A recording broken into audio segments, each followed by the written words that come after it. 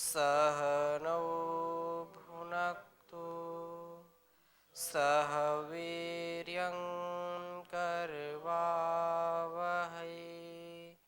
तेजस्विनावधीतमस्तु मा विद्विषावहै।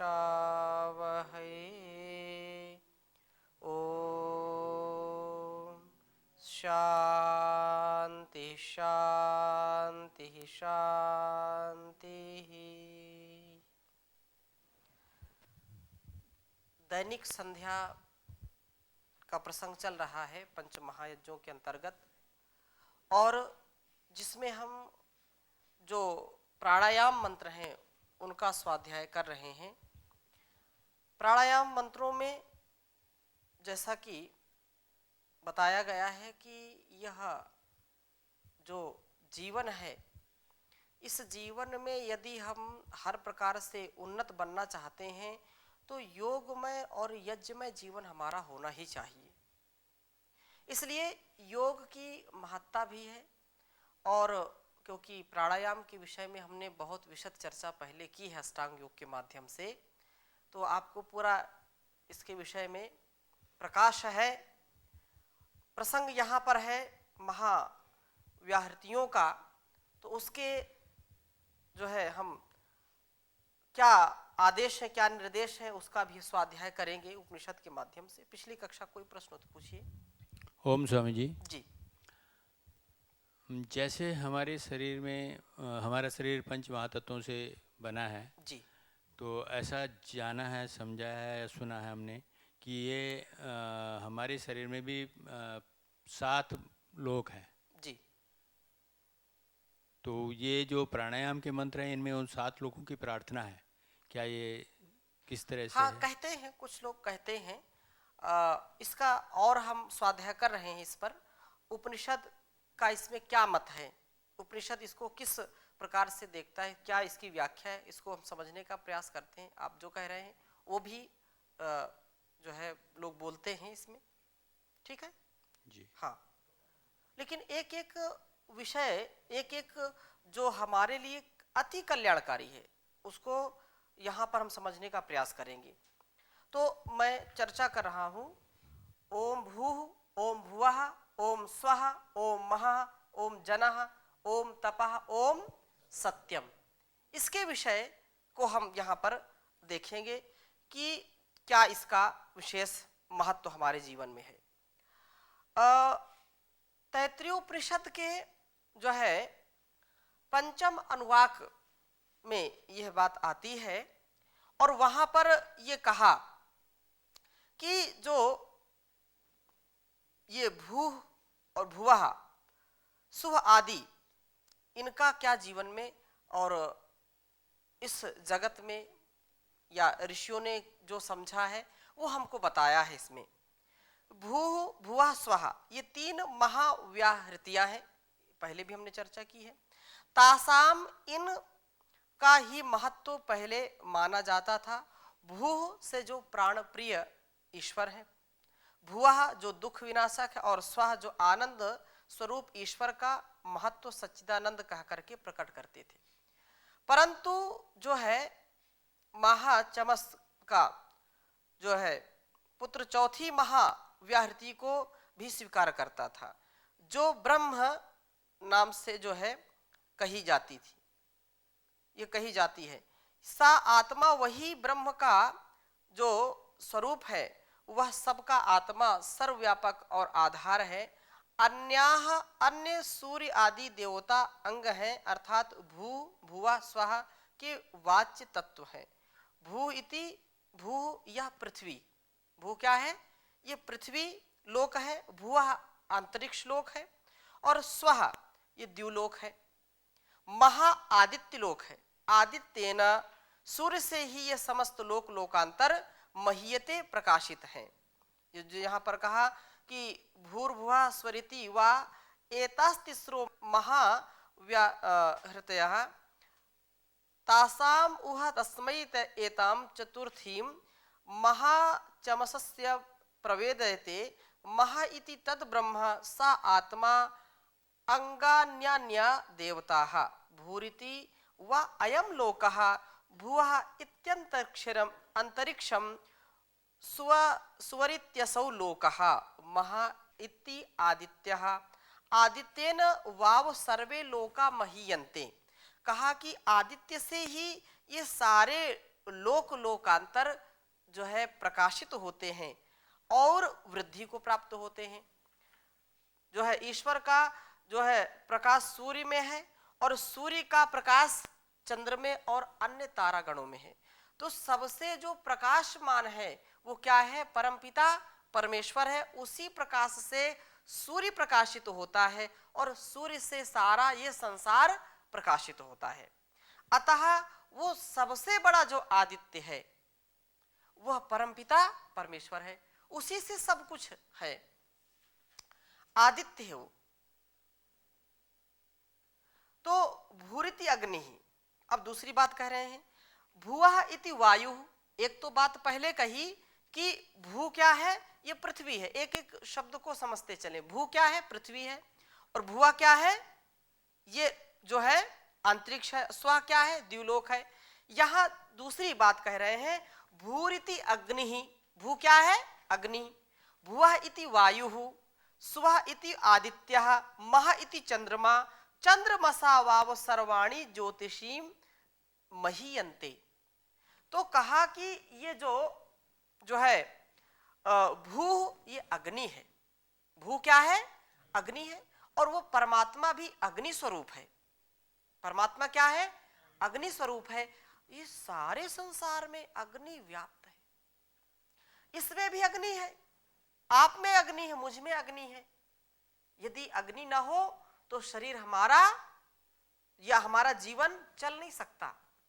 जठराग्नि या जो है 13 अग्नियां कही हैं वो भी अग्नि का ही रूप है। शरीर के अंदर हर पदार्थ में अग्नि, यदि इसमें अग्नि है कि नहीं दिखाई नहीं पड़ेगी, परंतु इसमें भी अग्नि है, अग्नि विद्यमान है। इसलिए अग्नि उस परमात्मा को भी कहते हैं क्योंकि सब में वो विद्यमान है। अग्निमीणे पुरोहितम, ये जो ऋग्वेद में भी सर्वप्रथम अग्नि रूप आया है, अग्नि शब्द आया, अग्नि ईश्वर का वाचक है। अतः भू यह अग्नि है, भुवः वायु और स्वः आदित्य अर्थात सूर्य और महा चंद्रमा। चंद्रमसा जो चंद्रमा ही ये सारे प्रकाशमान तत्व शीतलता को धारण करते हैं और महत्वशाली होते हैं। दूसरी बात फिर अगली बात कही इन महाव्याहृतियों के विषय में, भू भुवा स्वः महा। कहा कि भूरिति व ऋचः। भू क्या है? ऋचा। भू क्या है? ऋचा। भू या ऋग्वेद वाचक है। जहां पर जो एक एक शब्द को हम समझ रहे हैं कि इनका अर्थ क्या है। भू क्या है? ऋचा अर्थात ऋग्वेद, ऋग्वेद का वाचक है। और भुवः यह सामवेद का वाचक है। भुवः सामवेद का वाचक है। भूरिति व ऋचः, भुवा इति सामानी। भुवा किसको कहते हैं? सामानी अर्थात सामवेद का वाचक है ये। और स्वः, स्वः है यजुंशी। स्वः यह यजुर्वेद का वाचक है। तथा महः ब्रह्मवाचक जानना चाहिए। ब्रह्मणा, ब्रह्म से ही चारों वेद सृष्टि के आदि में मानव के कल्याण के लिए संपूर्ण सत्य विद्याओं से युक्त अग्नि, वायु, आदित्य और अंगिरा, इन 4 ऋषियों को जो है क्रमशः परमात्मा ने जान दिया। उनके हृदय में ये प्रकट हुआ ज्ञान। अग्नि से ऋग्वेद, वायु से यजुर्वेद, आदित्य से सामवेद और अंगिरा से अथर्ववेद का जो है ज्ञान हम करते हैं। उनको यह ज्ञान मिला। और आगे इस बात को और बढ़ाते हुए कह रहे हैं कि भुवः, भूरिति वही प्राणः। भू क्या है? प्राण है। भू क्या है? प्राण है। और भुवः इति अपानः, वो अपान है। और स्व इति व्यानः, जो सुवह है वो क्या है? वो व्यान है। इति महा इति अन्नम, और महा क्या है, वो अन्न है। इस प्रकार से यह प्राणा ब्रह्मणा वाव सर्वे वेदा महीयन्ते, यहां पर कहा अन्नेन वाव सर्वे प्राणा महीयन्ते, कि अन्न से ही सारा जो है यह संसार चल रहा है। इसलिए अन्नम वै प्राणिनाम प्राणः, अन्नम वै प्राणिनाम प्राणः।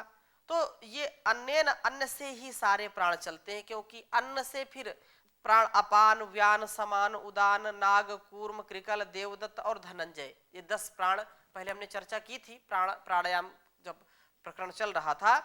तो इसके आधार पर ये वृद्धि को प्राप्त होते हैं। इसलिए अन्नम वही प्राणिनाम प्राणः, अन्न क्या है, वो जो है प्राणियों का प्राण कहा गया इसको।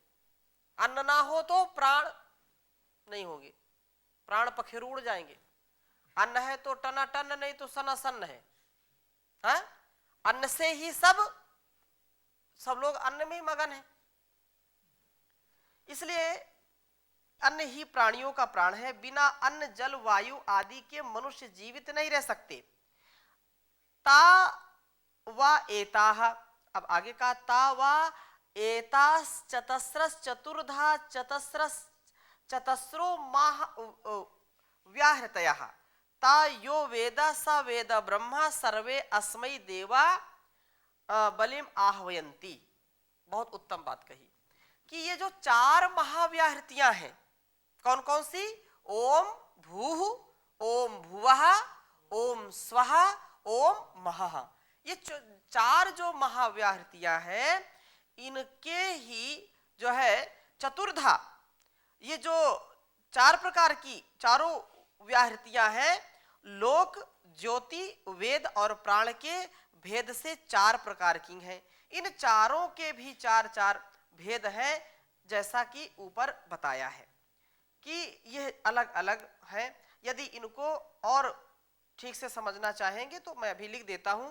और कुल मिलाकर के ये जो है सब मिलाकर के 16 तत्व होते हैं, 16 तत्व हो जाते हैं।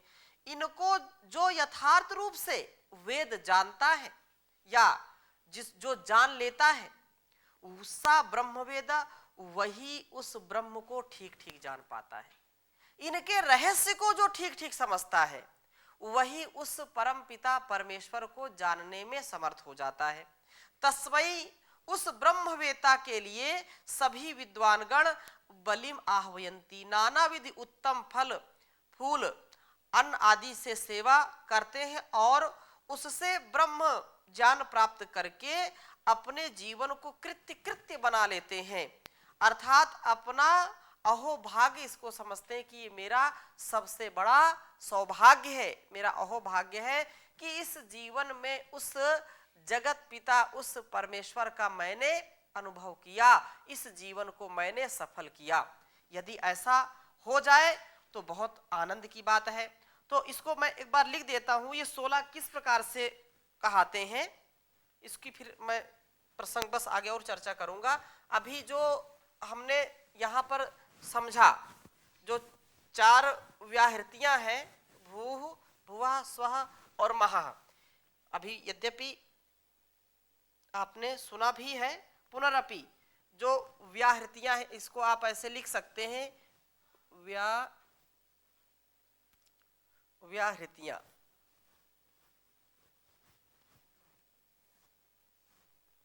इधर व्याहृतियां लिख देंगे, इधर लोक लिख देंगे, इधर ज्योतियां, क्योंकि थोड़ा सा ज्ञान हमको होना ही चाहिए।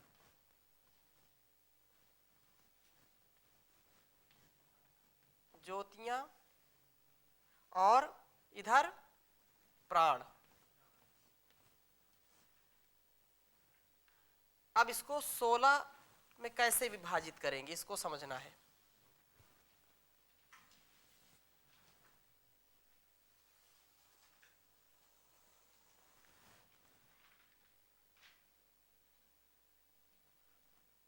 तो पहले क्या है, जो व्याहृति है क्या है, वो है भूः। क्या है, हाँ, इनको हम लिख देते हैं व्याहृति है भूः, दूसरा भुवः, तीसरा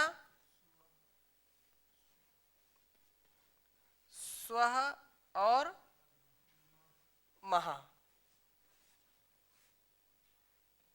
अब इसका लोक क्या है? तो भू जो लोक में आएगा वो पृथ्वी क्या है?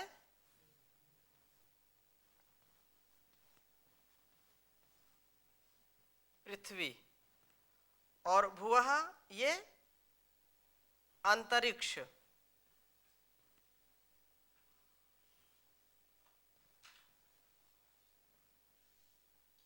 अंतरिक्ष। स्वः का द्युलोक।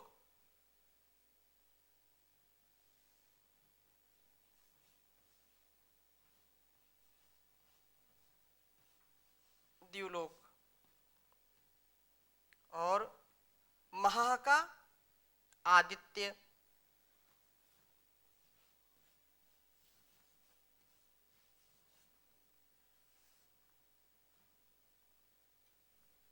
इसी प्रकार से ज्योतियां, तो अग्नि, भू को क्या कहेंगे?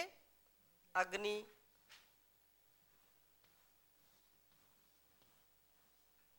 भुआ को वायु।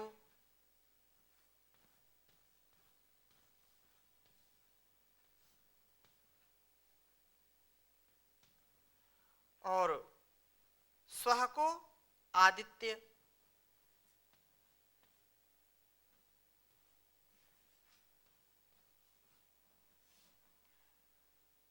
महा को चंद्रमा।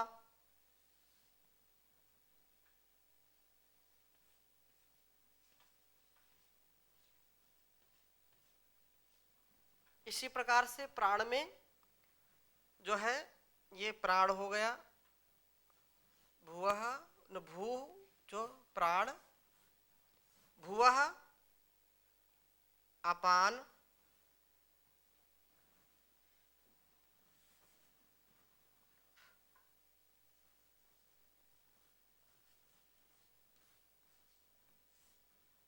और स्वः व्यान।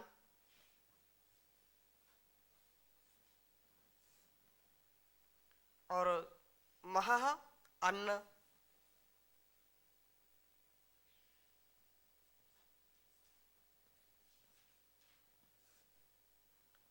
तो 4 4 8 4 12 4 16 ये जो है इस प्रकार से सब मिलाकर के 16 तत्व होते हैं। इसको एक बार आप लिख लीजिए।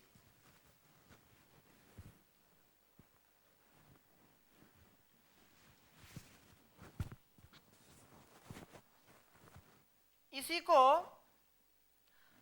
और आगे कहा कि इस अनुवाक के बाद इसके महत्व को आत्मा के साथ इन भू आदि व्याहृतियों का महत्व प्रकाशित किया। इसके छठे अनुवाक में आत्मा के संबंध में भी विश्लेषण करते हुए ये बात आगे कहते हैं कि भू इति अग्नौ, जो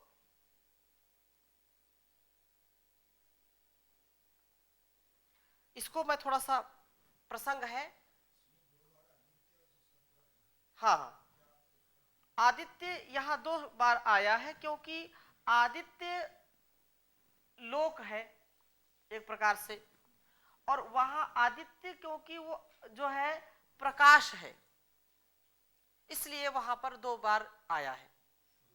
सूर्य, एक तो सूर्य जैसे लोक लोकांतर बनाते हैं ना, तो वो लोक लोकांतर है, लेकिन जो प्रकाश है वो प्रकाश तो सर्वत्र है, अग्नि के रूप में या जो है प्रकाश के रूप में, वो जो है प्रकाशित जो अंदर से भी करता है और बाहर से भी करता है।